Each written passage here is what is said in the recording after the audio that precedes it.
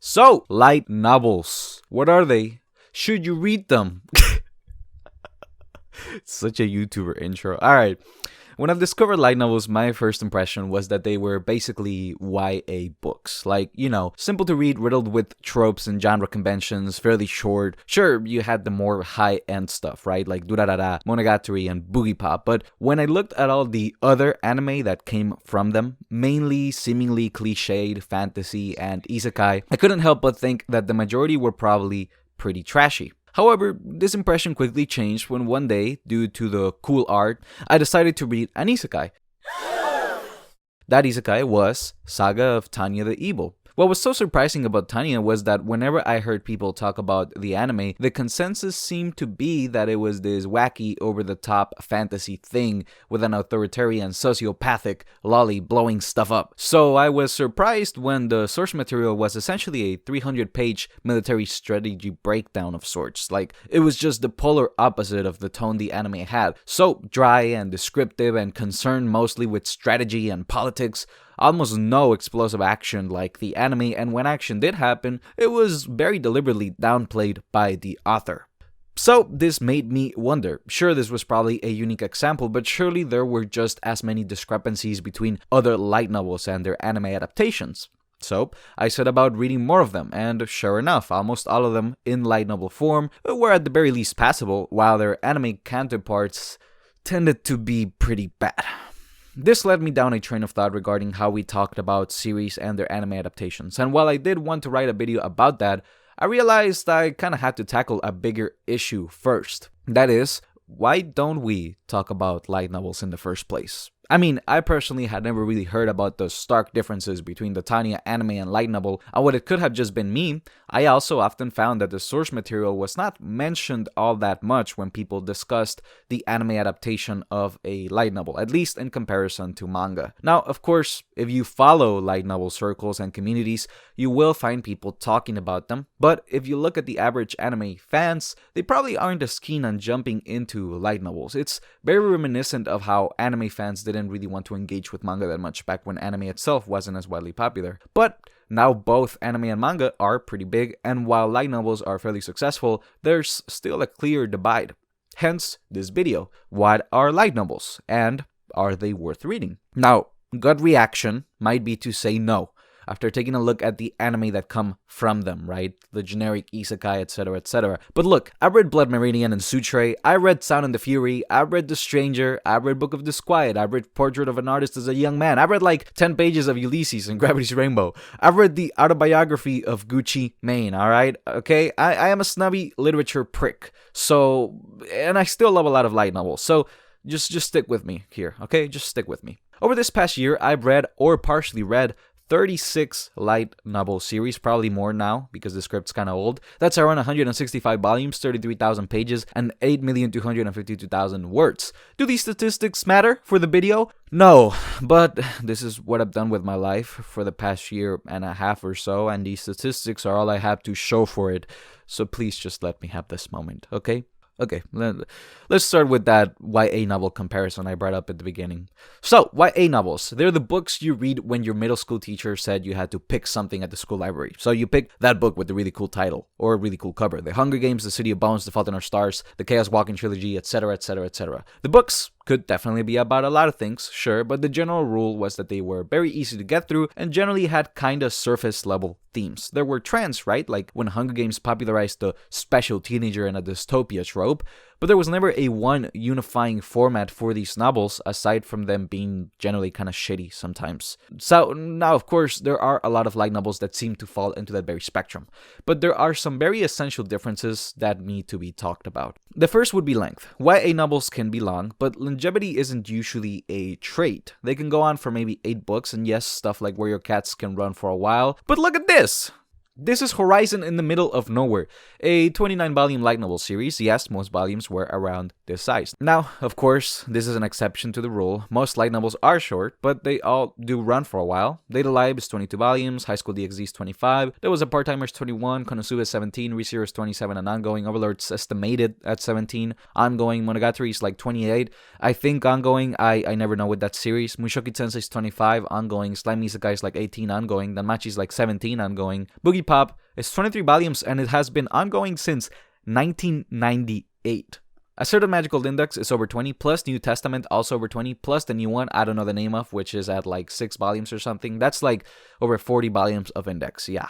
It might seem inconsequential to talk about length, but the authors, much like manga authors, understand that in order to make long series work, the way in which they structure the stories needs to change, which means you're not looking for the complete package like when you're reading a regular book or novel. You're looking for very specific things that you think make sticking with the series worth it. Take Ascendance of a Bookworm as an example. The anime wasn't all that popular, but the light novels are one of the most widely acclaimed light novels of all time. Bookworm's strength lies on its world building and just the insane amount of setups and payoffs that are there from the start. The series is at 28 volumes right now, and I personally felt like it was pulling me along every volume with the sheer amount of setup I wanted to see the payoff to. But this just isn't possible with anime because the structure means a lot of the stuff that makes it good has to get cut out, and on top of that, it has to be structured to fit 12 episodes as opposed to just a novel. Think about this. Mushoku Tensei has 23 total episodes for season 1, right? And it roughly covers 7 or so novels. Pretty good.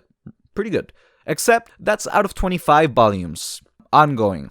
And that's a good adaptation with good pacing. Think for a second about all the bad adaptations with bad pacing. Again, just my opinion, but I think light novel adaptations should be approached with long-term plans in mind, right? Like, okay, this adaptation sucks dick, but there's all of these interesting little tidbits that I like. Maybe there's way more of that in the source material, and surprise, oftentimes there is way more of that in the source material. But, more of that whenever I do write that adaptation video. The second point would be the juvenile themes, the kiddie themes, the surface level themes. Okay, fair enough. I would like to think only teenagers would enjoy I shaved and took a high school girl home, or are you okay with a slightly older girlfriend? But there's actually some concrete evidence from people within the industry that adults enjoy light novels. In fact, there's a particular subsection of light novels adults enjoy the most. And not only adults, but all types of adults, including women. Now that's a surprise. I don't care to guess which one it is. I'll give you 3 seconds. It's isekai. Adults like isekai.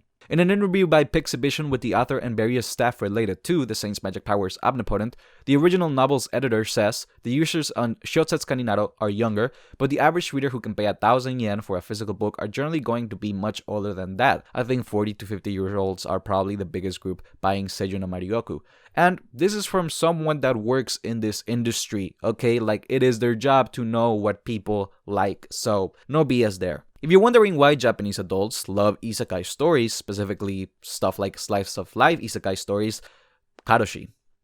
Yeah, it's a very heavy topic, that from our work. To extrapolate on that a bit more, adult office workers in Japan do have it really rough.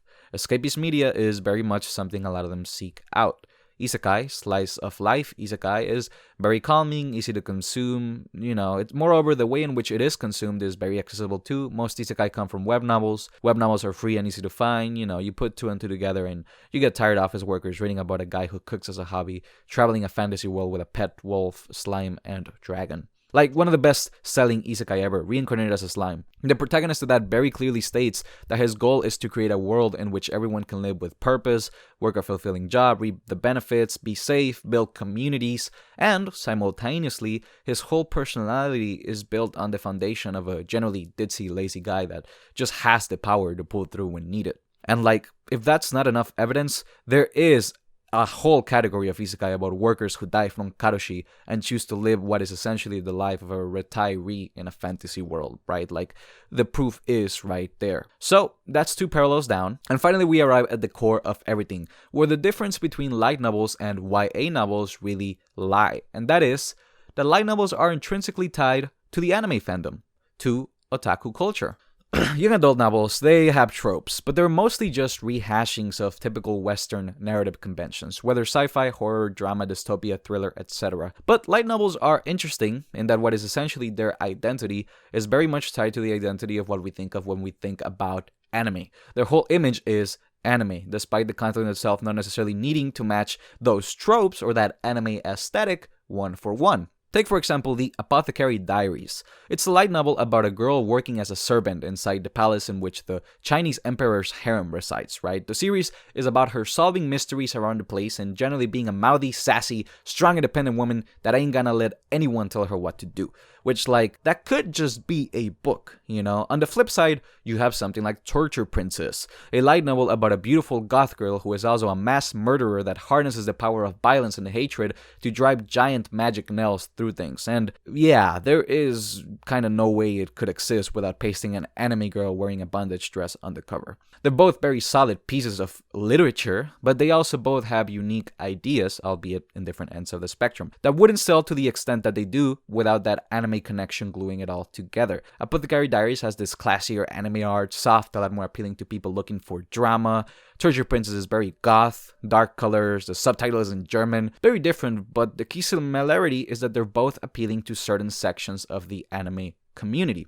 In other words, there's a weird sense of teamwork when it comes to certain light novels. When we think of anime or manga, we think of them as this single entity, as just the product. But light novels can very easily be divided into the literature and the anime-themed art used to market that literature. Not enough proof? Well, maybe you haven't heard of renowned light novel author C.S. Lewis, responsible for acclaimed light novel Narnia. Another acclaimed light novel author to serve as proof would be Safi. I'm just gonna put the. I'm sorry, Safi. I don't know how to say your name. Who actually got Range Murata to draw her illustrations for Taradankan. I'm sorry, that's such an. I shouldn't have done that katakana joke. It's okay. Now, whatever. Let's move on. It's Tara Duncan.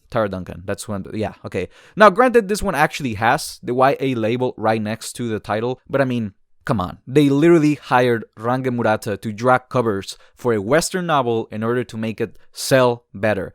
The point stands. Earlier, I touched on Saga of Tanya the Evil, and that's also a great example. The iconic psycho lolly that has some real extreme expressions. The light novels themselves used that to sell, and when the anime came along, they used that as their core foundation because they assumed or perhaps knew that an anime about a little girl talking to old men about politics and military logistics was probably not gonna sell as much as... このウジ虫どもめ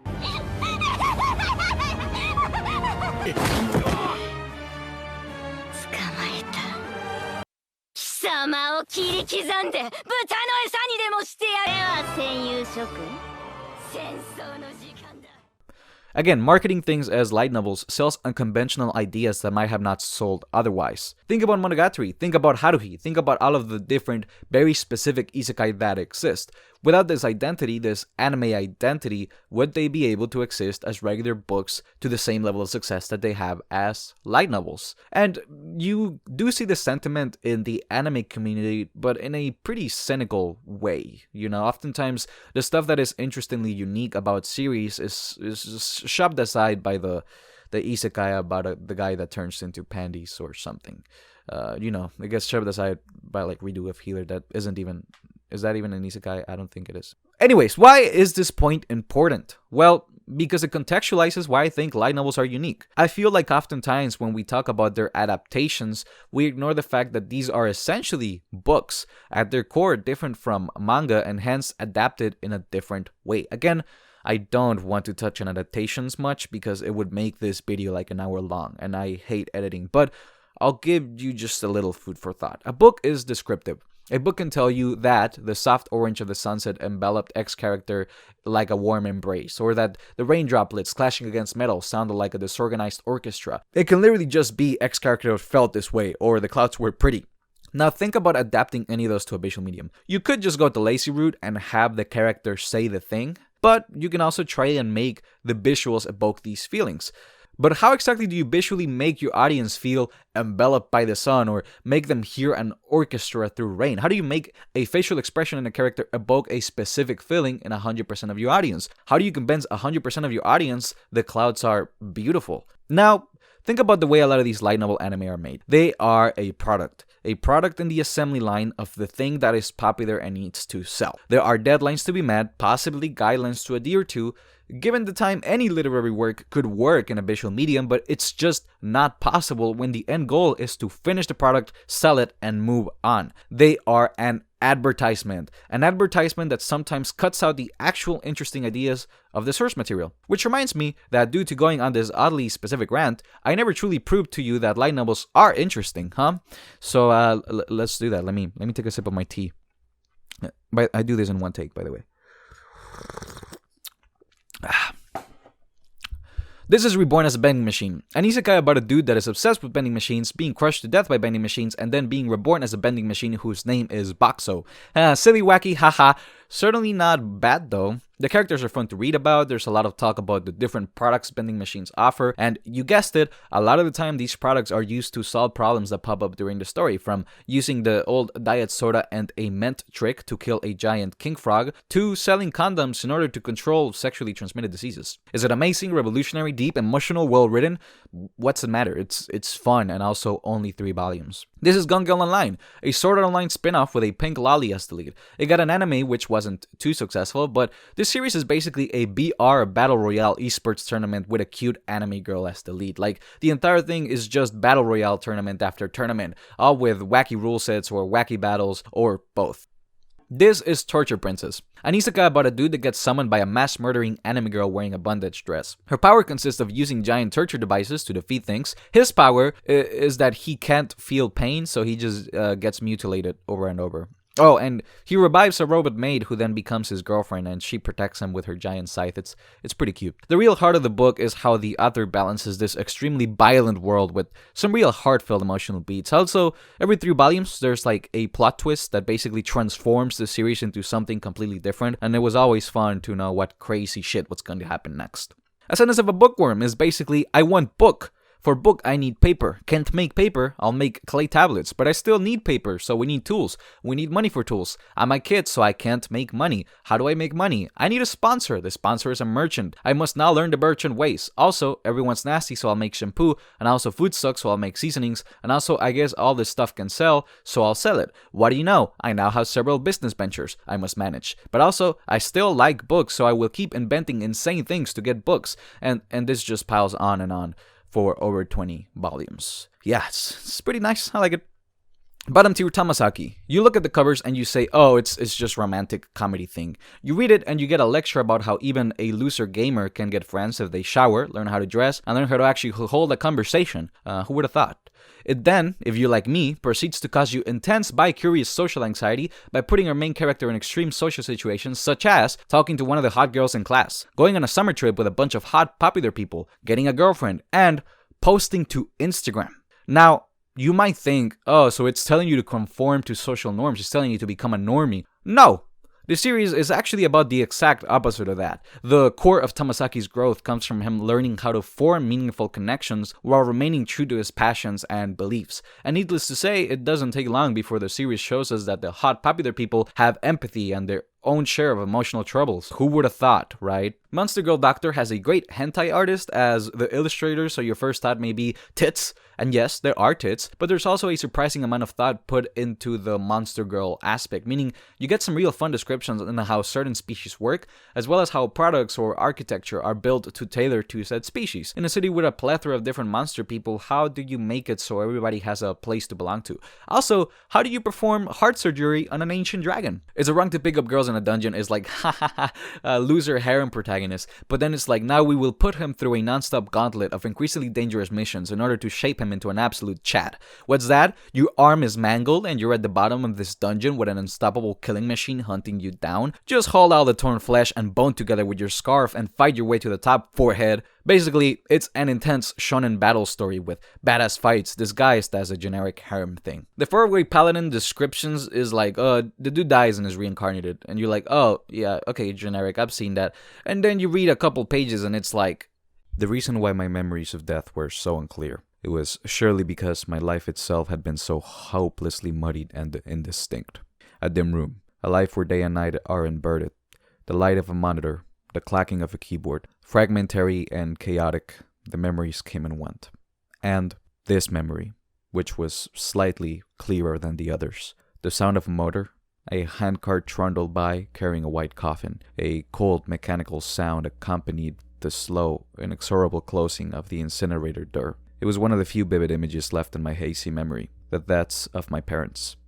I wondered, Had I shed tears as I stood there, with my parents reduced to bone fragments and ash? All of it was shrouded by fog. There was one thing from that memory I could understand. That event had come far too late to be my stepping stone.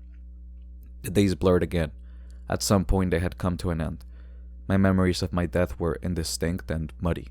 It must have been because my life itself had been so hopelessly indistinct and muddy. Memories came and went. Pain tore at my heart from the inside. Tears spilled.